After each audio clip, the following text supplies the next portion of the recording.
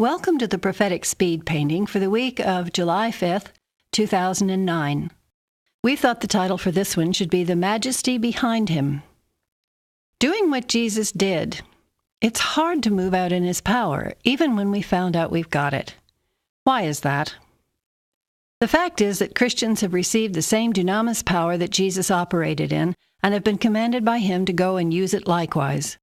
Down the centuries, a percentage of Christians have always acted on these orders of His and have discovered that they could heal, prophesy, do miracles. It's surprising the healings and deliverances that went on with Wesley, with Madame Guyon, many common names of people famous mainly for their teachings. It has been much more of a constant in the church than a lot of churchgoers may be aware. Yet it tends to either get downplayed or avoided. Saddest of all, those who've moved in such things can find their zeal to do it or their faith that things will happen dwindles over time. You'd think that their drive and power and faith would increase, not grow less. This week's word is for those who have drawn back from doing the stuff.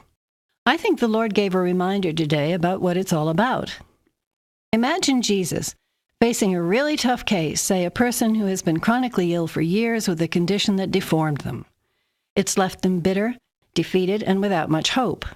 On top of that, they're old, expecting only more decrepitude anyway. Their years of usefulness are over, they may not have long to live, and they come to Him to risk one last time of being prayed for. Why does He go ahead and heal them? It's simple enough. They belong to Him, and they need healing. They are royalty.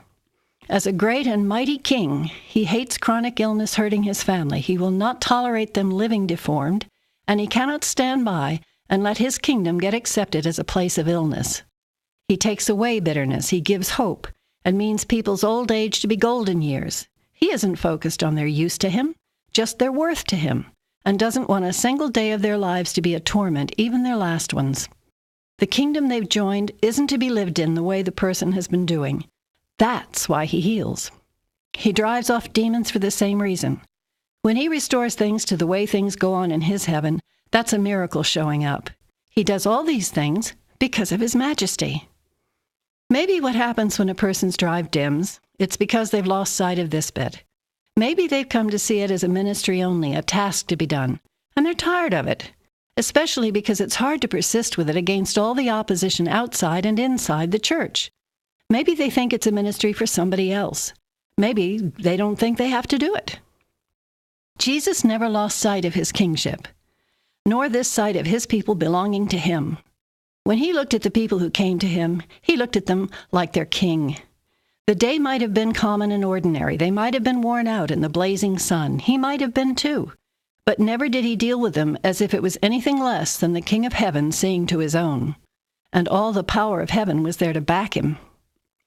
Sometimes refreshing our view of the basics can restore the fire in our eyes and hearts. It's something to think about.